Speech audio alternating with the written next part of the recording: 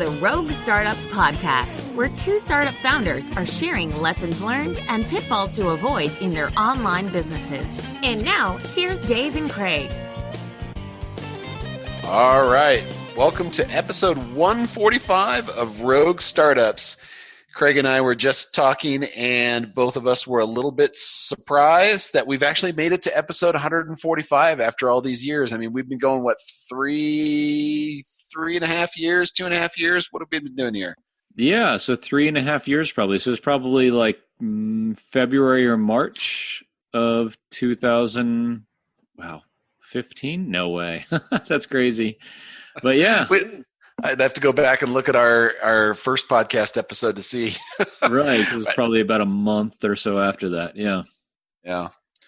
Surprise, surprise. Well, let's keep this gravy train rolling, my friend. That's right. That's right. No, I mean, I think it's a lot of fun for both of us. It is hopefully helpful to a couple of people out there, but probably more entertaining than anything. So, yeah. And I think this week's episode probably is more on the kind of infotainment aspect than anything. We have some pretty tactical episodes, but this is probably not one of them. Well, okay, so half the audience just turned off now.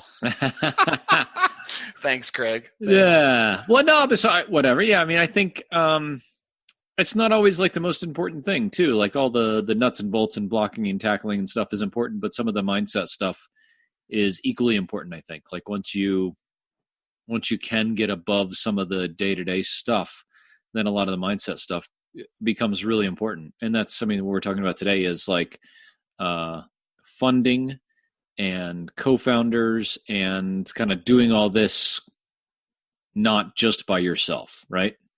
Right. And this is something that I've been personally grappling with in Recaption. I know you have with Sales Camp as well, trying to figure out like what's the right approach.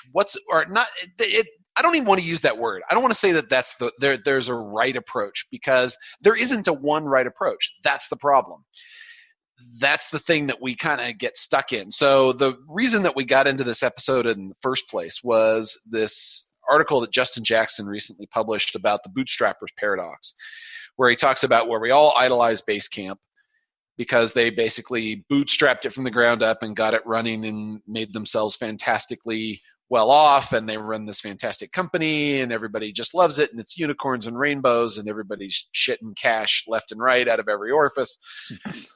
But that's not true. That's just one way it happened. And it turns out that, there's a little detail that kind of people sort of forget about along the way. And that is in 2006, Jason Fried and David Hanselman Hannemeyer got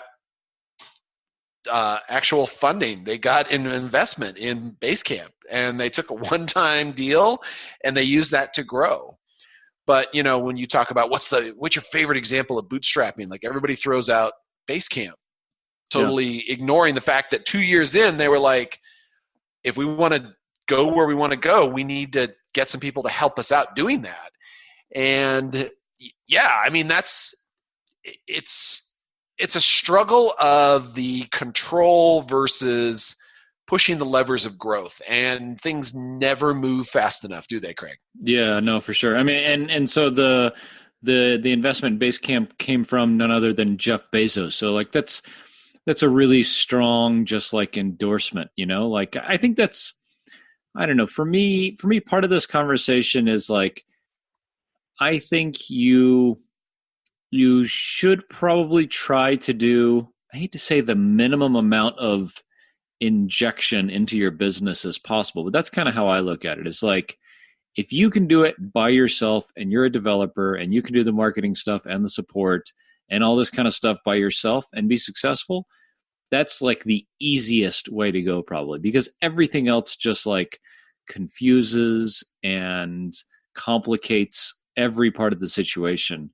From like, how fast do we, quote, need to grow to satisfy your investors, even if you're not on like the VC route, to am I working hard enough, to am I spending my money enough? Like all this kind of crazy stuff that like if you don't have to think about that stuff, it frees your mind up to say like, how can I better serve my customers? Is my product the best one out there? All this kind of stuff instead of like, how do I grow at all costs and, you know, burn the ships on the way kind of thing. So I think that for me, whatever, a year and a half into kind of my SaaS world, that it's hard and it takes a lot of time. And in the first year, you don't make any money yourself, especially if you're not a developer and you have to pay developers, or even if you are a developer, you probably have to pay marketers. So maybe it's not quite as expensive, but to expect that in 2018, like this is a quick, fast road to like creating a super profitable company like we all see Basecamp is today is not realistic. I mean, I think they had some really challenging things back when they started, like, you know, AWS didn't exist. But I think that like the less injection you can get into your business to still be successful, that's great. And whatever that injection is different for everybody depending on your circumstance and your audience and your skills and all that kind of stuff. But I think that's kind of what we're talking about today. Well, so you said something a minute ago that I'm going to call bullshit on. Okay. Because that's the kind of guy I am. You said that this is the easiest route to do it all yourself. And I'm going to contend that language is misleading. I think it's the path of least friction. I don't think it's the easiest. Okay. And let me distinguish what I mean by those two. So there are probably easier paths. If you can convince somebody to give you $100,000 and you kick in some of your own money to show that you are committed as well, you now have a pool of $125,000 that you could use to invest in development or marketing or sales or whatever. And that might get you to a profitable location in your SaaS more quickly than just doing everything yourself. But definitely quicker. Yeah. Yeah. That's what, so quicker, I'm saying quicker is easier at this point, right? The goal is to get to a profitable SaaS. And what's the way to do it? Well, it might be easier to do it if you had more capital on hand because you could build things faster, because you could market them, you could do paid acquisition sooner, you could do, you have resources that you don't have when you're doing everything by yourself because you're constrained by the same 24 hours that everybody else has. So I'm going to say that that's not entirely the case. Now, with that said, I think it's harder if you don't have something that shows product market insight, product market fit, something that has an audience built in or customers that you can leverage, or something to demonstrate that you've got traction of any kind to go out and get any kind of money is going to be fucking impossible. No, sure. Yeah, so you've got to do something, right? So if that's the case, I think in the early days, either you find somebody else of a like mind who is able to get on the crazy train with you and ride it to wherever you're going to go, and you're both willing to be on it for the same amount of time, and you both have goals that align up, and you're both interested in the same things, and you have complementary skill sets and all of this to get that to a point where you could get some fund strapping, let's call it. I'm hesitant to say VC investment because that's not really what this is, and they certainly don't invest at businesses at our level, although private equity firms are getting more and more interested in stuff like that now that, money is more plentiful. And according to the article of Justin Jackson when he did a interview with Jason Calacanis, that he was talking about money gets bored and money wants to do something. It doesn't want to just sit in a safe. So that's why investors go out there and build all these funds and do all of that. So if you're looking to get into it, I think you kind of have to look at it in a very flexible, fluctuating sort of way. I don't think you get one thing all the time and that's it. That's your answer. I'm going to say that anybody who gets that at this point is now a bootstrapping unicorn. Mm-hmm. Mm-hmm. I've co-opted that phrase. I'm trademarking it right now. I'm Bootstrapping unicorn. I love it. I love it. Bootstrappingunicorn.com. This is the ideal of the bootstrapping world that we have come to envision and idolize. It's like the base camp ideal, forgetting the fact that Bezos was an investor. That's what everybody wants to aspire to. And SaaS in 2018 is really fucking hard. The competition is fierce, and you're just not going to throw something out there and make it happen the way you would have in 2004. Yeah. Yeah. So I think that two things you said are really important. And one is like the goals of what you want your business to be, I think is whether it's, because I think we're talking like two, for me, at least in my mind, like two routes. One is you be the sole kind of proprietor of the business and take funding. And the other is to take on like a partner that can help you along so that you and one or two or three other people can move a business forward faster than you could do it yourself.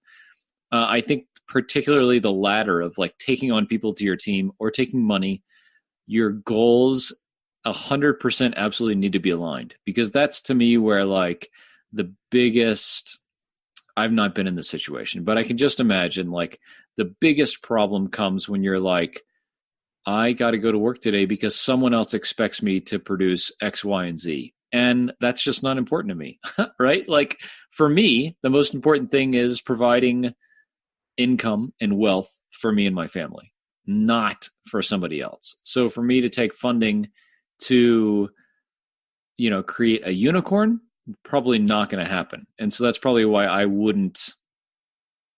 likely wouldn't take like VC funding. Would I take like Fundstrap type funding?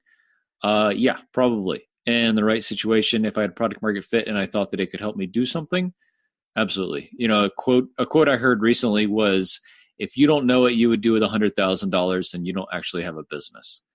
And that was kind of like, oh, I don't know what I would do with $100,000 right now. Like, I don't know where I would put it to work. But that is something I'm definitely thinking about a lot these days, is like, I have resources available to us. Castos is like a successful, profitable SaaS business at this point. Where do we put that money to work? Because I think that's kind of like a question. Is like, if you did any of these things to inject resources into your business, what are you going to do? If you have a business that's already kind of successful, what are you going to do? If you don't have product market fit, how are you going to get it? Because just throwing a bunch of money around is not necessarily like an answer. Like it helps you, if you know the answer, it helps you get there, like to that end goal.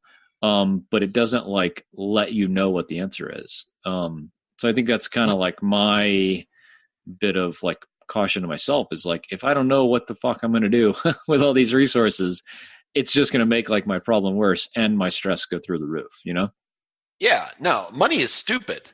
And I don't mean that like don't ever take money. I mean that money doesn't tell you the answers to any questions that you have. Yeah. Either you've got some questions that you need answering and realize you don't have the resources to answer that properly, or that the answer to that is to throw resources at it. Money doesn't figure out what those questions are. Money can only, give you the ability to do that. Yeah. So yeah, I totally agree with you on the, you got to take the funding that makes the most sense. And I think this is probably the thing that I just don't like about VC funding, is that money comes with, hesitate to say intelligence, because I think it really just comes with motives. I think it comes with, it's got implicit baggage that, you now have to do certain things a certain way with certain people at certain times. That's baggage. So that's why I can't endorse VC funding as a single founder sort of dude. That just doesn't fit into my timeline, which is similar to yours of, I want to generate wealth and income for my family. And that is not something that aligns with VC that says we want to grow 10x or 20x or whatever within a 5-year period. Right. Yeah. I mean, their goal is to to make an exit and a big return on their investment. Yours is mine. Mine is to build a business that makes a bunch of money and keep doing that for a long time. I don't want necessarily to exit any of my businesses. They're all perfectly fine, and if I just keep doing better at all of them, then that makes me happy. But, the other thing that I think about funding and additional resources and all this kind of stuff is like, you definitely still can bootstrap a SaaS business. I mean, Castos is absolutely bootstrapped. I'm the only founder. I've been paying for resources all along, but it comes from, I think, two things. One is another source of income so that we didn't have to rely on that business to make money for a long time. And this is kind of like, we talked about this at MicroConf Europe last year. It was like the productized service to SaaS shift or entryway into a market is a really good model. I mean, you can have a productized service or a consulting business that makes you all the money you need so that you can spend the extra profit from that on your SaaS and buy yourself a bunch of time. That's perfectly viable, I think. The other thing it hopefully does, and I think Justin Jackson has both of these things, and I think he totally could bootstrap his SaaS business, is being in a market gives you an audience and should give you like a leg up in kind of product market fit and a marketing channel. So if you're in the market already, you certainly should be able to build a product that people are looking for, right? Podcast hosting, and a bunch of people in the world. So you have like an initial launch group to go to, and probably like a sustainable, repeatable, somewhat evergreen marketing channel. So I think if people have that, then it's totally feasible still to bootstrap or self-fund. I think it's probably a better term, is self-funded, or Patrick Campbell calls it customer funded. To self-fund kind of anything you want to do if you have another successful business. But if you don't, like I don't with Sales Camp, one, you go into the business not knowing what the fuck is going on, and you don't have a marketing channel, and you don't have a name, and getting any of the good things that you need with SaaS, customers and trial to paid conversion ratios and low churn and all that kind of stuff is all hard. So I think going into, for me at least, what I've learned in the last 6 months with Sales Camp is like going into a new market, a new type of product, and with new types of customers and the needs they have, blind is, well, probably stupid, but at least really hard. Well, I definitely say it's hard, because the same is true of Recapture. I mean, I didn't know e-commerce 2 years ago when I started on this, year and a half, whatever it is. And coming into a market cold, you learn everything, and you're not the smartest guy on the block, and you're not the one that everybody listens to, and you don't have a list of people that would be willing to hear what you have to say. And if you're coming with a list of customers like I did with Recapture, you're learning more about them than they are about you. Yeah. And that becomes a real uphill struggle to put your name out there and to be that expert and create content around it, unless you start burning all kinds of cash and setting that stuff out there, which is what I tried to do with Recapture. And that got me a little bit of traction, but still it wasn't fundamental. Like, I think you need that fundamental connection with an audience to really know what it is that they want and then be able to build it for them. Coming into a market cold and learning what they want and then deciding if your product already does that is much, much harder. Mm-hmm. And just from my perspective in 2018, if I didn't have any products at all and I was trying to build something from scratch, SaaS would not be it. No. I love SaaS, but the space is very saturated in a lot of places. And unless you have some unique insight or unique experience or unique audience that you can work with there, you've really got no leverage. And that's going to screw you. No amount of money is going to fix that. If somebody wants to come in and fund, the Dave Rodenbaugh adventure, if I don't have a vision and somebody to connect to and a problem to solve, that's just stupid money and it's going to get burned. Yeah. Yeah.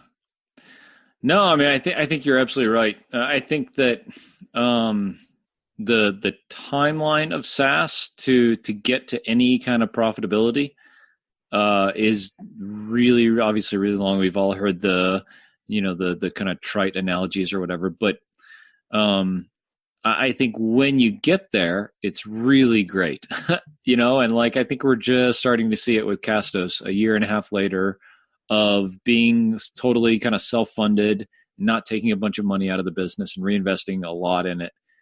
But that's a tough and kind of unique situation to be in, right? As like, we can put a bunch of time and money and resources into a new business, and still a year and a half later, it's just kind of getting good.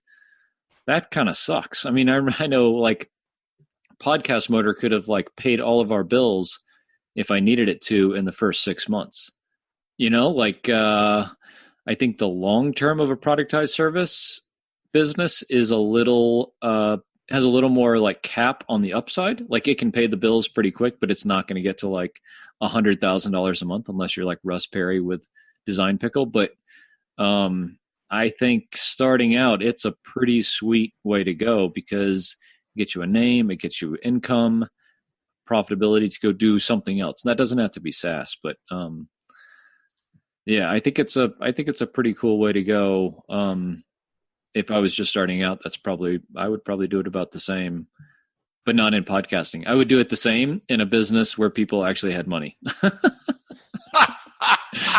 Well, yeah, I've been saying that about WordPress for years. Yeah, but no, it's a really super important thing. I mean, I don't know if we have a lot of people that listen to the show that are like really just starting out or just starting over or whatever, but like, we read a parenting book when we were just getting ready to have our first daughter, and like the big saying in it was like, begin as you mean to end. And it's like, start out how you want things to be in the future. And yeah, that's just Stephen Covey's 7 Habits. That's begin with the end in mind. Okay. Yeah. There you go.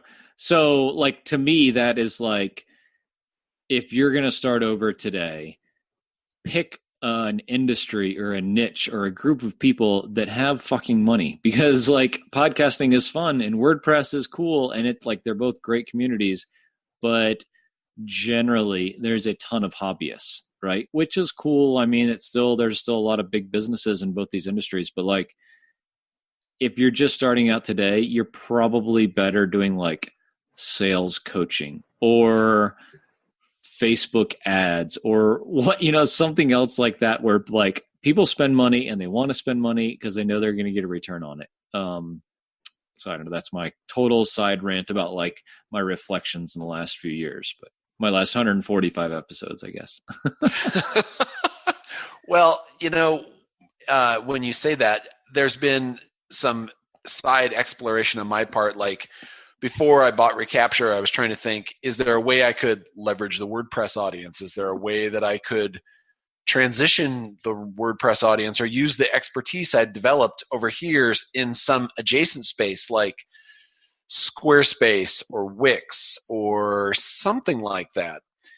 And that's when I looked at these spaces and realized they have even less money in them than WordPress does. Mm-hmm. And I was like, there's no way. There's just no way I'm going to go build a widget for Squarespace or for Wix when they're charging like $9 a month for web hosting. With Shopify, they're charging $29 a month for web hosting. And that makes something like $49 a month look expensive. But at $9 a month, $49 a month looks just plain unreasonable. Mm-hmm. And you can't start a SaaS business on something less than $49 a month unless you're just crazy, or you've got something that is so B2C that you're going to get tons and tons of volume out of it, but then you've got a support problem and an infrastructure problem on top of that. So, good luck figuring those out. Yep. Yeah, no, I mean, for sure. I think that, thinking about the type of customer, their resources, and the price point that you eventually could sell something into, if you're just starting out, which, I mean, very few people are kind of just starting out or just starting over today. But I mean, Yeah, I mean, honestly, we're at the point with Sales Camp where we're going to make something drastically different here in the next couple of months because we got to kind of shit or get off the pot. I mean, it's really not gone anywhere meaningful in the last 6 months. And so we're going to say like, okay, we're going to do something different. I hear you, man. I hear you. Being in e-commerce where it's like super competitive in the email marketing space and all these 100,000-pound gorillas are all bouncing in here doing their thing, and the existing players all have their little carved niches out and trying to make yourself look different than everybody else so that people are like, oh, that's interesting. I want to try that. That's not an easy thing to do, especially when you're not a household name. Mm-hmm. And you're relatively new to the space, and your price point is different than what other people are expecting. So, yeah, I mean, it makes you question everything. It makes you look at all the aspects of it and try to figure out, is it a product problem? Is it a pricing problem? Is it a messaging problem? Is it a, yeah, who knows? There's lots of things. Is it an onboarding problem? It could be anything, right? And trying to sort through all that and figure out what the source is a struggle. Yeah. If I you think don't have tons of traffic. Yeah. Yeah. If you don't have tons of traffic. I mean, I think that's part of it. I think is like for a relatively new business, I think just having a bunch of traffic is probably like the one thing that can cure all other ails, right? Is like a bunch of traffic and a bunch of new trials will get some people in the door and they'll figure out a way to like your product. And I'm saying this because I see like the stark difference of like Castos has a lot of traffic and like a built-in kind of marketing channel, and Sales Camp does not. And so I think that's probably the biggest difference why they're not equally successful. But man, I think from there, even if you have a bunch of traffic, because everybody can get traffic, I think you got to have a thing that you hang your hat on and say like, we are this or we do that different or better or whatever than everybody else. And if you don't have the thing that like all of your marketing copy should talk about, and I'm saying this critically of myself because currently we don't with Sales Camp, is like we don't have a thing that's better, pricing or product or onboarding or whatever, then you're just another jackass out there selling the same thing as everybody else. And that's a really bad place to be, I think. Well, I know. That's a very bad place to be. I mean, so you have the same thing that I do with the plugins, with all that traffic coming from WordPress.org. And when you're well positioned in that search engine, things are great because whatever they're searching for, if you've optimized your listing for that thing and they install it, and you're, within 80% of that thing, they're like, yeah, I'm all over this, especially given the fact that it has to be free. So they, that's not a channel that a lot of products get. With Shopify, it's now really hard to get placed in the store in a competitive search position. Like if you really wanted to do this, you probably had to be in there about 3 years ago. When there were a lot fewer apps in there. The same is true, I think, of Magento, although when they switched over to the marketplace, I thought that that would give people a chance to kind of shuffle the search listings. And I thought the same would be true of Shopify. Shopify just launched their new app store. I don't know what they did, but it seems like they've managed to loaded the search store. They've loaded the search results somehow, so that what was popular before is still popular now. Oh, interesting. Really? Yeah. So it's not like there's just general discovery. They had, they talked about things in very flowery terms and saying, oh, people will be able to discover anything that they really are looking for. And as long as you describe what it is you're thinking, we're going to put you in these great categories. And then, people will find what they're looking for. It's like, no, they won't. First of all, we got dumped in a category called order recovery. Nobody calls it order recovery. It's cart abandonment or cart recovery or like, how long have you guys been in e-commerce? I've been in it for 2 years and even I know that. Right. So they're calling it order recovery. I'm like, no, it's not order recovery. It's cart recovery. Anyway, so they put all these, literally a taxonomy of hundreds and hundreds and hundreds. Like, it's so deep and so wide, it's hard to navigate through it. You have to figure out, like, with Shopify's thinking, what category you're supposed to go to. And I had said something about that to them when they launched the store, and they were like, oh, no, this is going to work just great. I'm like, I don't think you understand about taxonomies. Like, I understand with a directory plugin, a deep and wide taxonomy is very confusing to its consumers. It's always been the case. Mm-hmm. There's never been a case of somebody going, I really need 150 categories, and each one of those needs 150 subcategories. That never works. Right. It absolutely never works. And anyway, so Shopify tried to rectify that. And as a result, a lot of people are saying, oh yeah, my Shopify App Store rank has dropped. My traffic has dropped. I've seen about the same on mine. It wasn't all that popular to start with, but the category that I'm in is super competitive, and there's tons and tons of results. There's 5 pages of results. I'm probably buried on page 3 or 4. Oh, wow. Yeah. So, I might as well be dead, That's tough. That's yeah, tough. unless you're searching specifically for my thing, it's hard to find. Yeah. So that free traffic thing makes a huge difference. Yeah. And in my case, to the plugins, it was just their proximity to the beginning of WordPress. Like, they were some of the first solutions that were out there. So then they got more ratings, which then gave them more downloads and a higher position in the search. And, it's very self-reinforcing. But getting that competitive channel then becomes a major advantage. It's not something that is insurmountable. I've had competitors on the repository in WordPress. They've overcome a deficit of hundreds of hundreds of reviews and downloads and whatever they had changed the algorithm to do, and they've come back and they're right below me in the listings there. As long as you're in the top 6, you're visible to most users. So as long as you stay in that top 6, you're good. But I've seen them grow from nothing to that. So it is doable. It just takes an incredible amount of work and focus and resources to be that product that nobody else is being at that time and jump up the ranks. And that's not a quick or easy thing to do. So yeah. No, but I think that, whether it's WordPress or, your own audience via another product or whatever, that if you have an audience and a marketing channel, you can build a product much easier. I'll say not easily, much easier than if you have to figure out product and marketing. Because then you have everything sucking at the beginning and you have to figure out a solution for everything. So, I think that's kind of probably a bit of both of our lessons to ourselves and folks who are listening is if you're thinking about getting into SaaS or you're already in SaaS, if you haven't nailed a repeatable marketing channel, that's the most important thing, I think. Because the product can be okay. And if you have a bunch of people coming in, you're still going to get some customers. But if you don't have a way to get a bunch of people coming in a unique and really intentional way, then it's just going to suck, I think. Speaking from personal experience of something that sucks. Stated another way, the perfect product that nobody knows about is one that will never sell. Yeah. No, that's right on.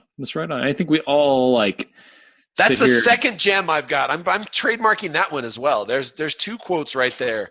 You can use that as a tweet thing for this episode right here. In fact, there you go. I insist.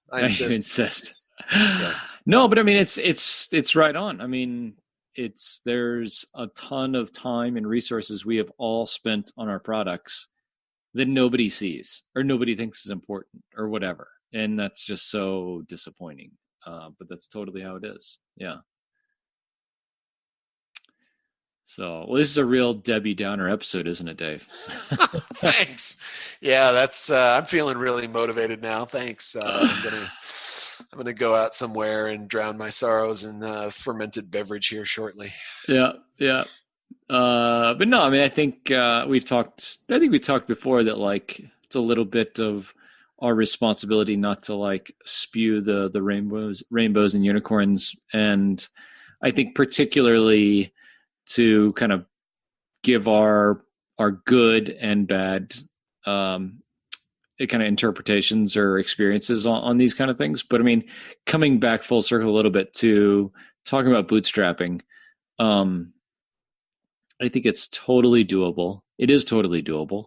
And it probably doesn't take as long as you might think if you have a way to get customers. And I think that's the big thing is like, if you have market knowledge to build a product that people want and a way to get people in the door, it's totally doable. If you don't, it's all going to be hard, whether you have a co-founder or external funding or something like that. It's going to be super hard to figure all that stuff out. And the money might help, but it might just have you spend a bunch of money anyhow, and you don't end up with a business that's worth a shit anyhow. I don't know. Yeah. I was thinking about this the other day, and something that I was pondering was, if I was starting from scratch right now, like, how would I figure out where to make a solution and what was it that I would build? So obviously, since I'm e-commerce focused, I'm going to give you an e-commerce answer on this, but I love e-commerce because of how close you are to the money. And that makes it very advantageous to build things, but then you have to build something in the right space where either there's low to no competition, or it's something that you could provide a solution that nobody else is doing, or they're doing very poorly. Now, obviously, if you're going into something like Shopify, I mean, they've been going crazy here for the last 3 years, 4 years, and it's going to be hard to beat that out unless you get some key insight, or like some new platform comes out. Like all of a sudden everybody's doing commerce over WhatsApp. Like if that suddenly became a thing, then you could capitalize on that by being like the WhatsApp messenger app for Shopify. Don't do it, by the way. I'm pretty sure there's already a WhatsApp thing for Shopify. So I'm not suggesting that, but let's say, for example, like Facebook messaging is huge for Shopify e-commerce. I was looking the other day trying to figure out, well, could I leverage this in a different space, knowing how big it is over on Shopify? And I noticed that over in Magento, there isn't a ton of this over there. So like if you wanted to build a Facebook Messenger solution for Magento, that might be a good way to go, because it's like hugely popular over in Shopify, but then switching over to Magento, you would get a different market that wouldn't have access to this.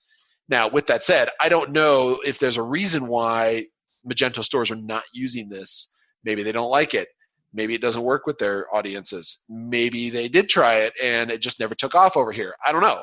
Yeah. I mean, this is an observation I made looking at the two different marketplaces, saying, oh, there's tons of solutions here. Oh, there's hardly anything over here. Why is that? Yeah. So that's the kind of analysis I would play to find like a new spot, because trying to reinvent the wheel, trying to come up with a new idea that nobody has ever done before, that's hard for me. I don't know if it's hard for everybody else, but it's hard for me. And something like that, I have a hard time just wrapping my head around. So if I can take a solution that somebody else has made successful over in this place to the left, I can take it over to the right and make it successful over there. Yep. So, yep. Yeah, that would be my strategy for today. Yeah, no, I love it. I think that's very smart. And if there's one little thing that makes your widget different than the other widget, it might be all you need. You know, if you have that traffic that sees the difference between you and the other guy, that's all you need. And that could create a really successful business. Yeah. Maybe, but never be one feature away from your competitors. Very, very true. Yeah. That is a dangerous place to be. I rode that one a few times over in WordPress, and eventually they just add the feature and suddenly you're no longer unique. So you got to find something else. Yep. That's tough.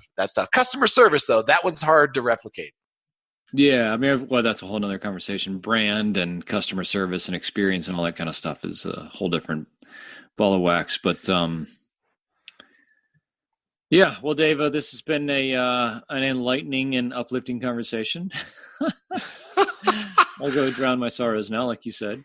No, but I think I think it is important that, you know, you definitely can do it. It is definitely hard if you don't have something that makes you different.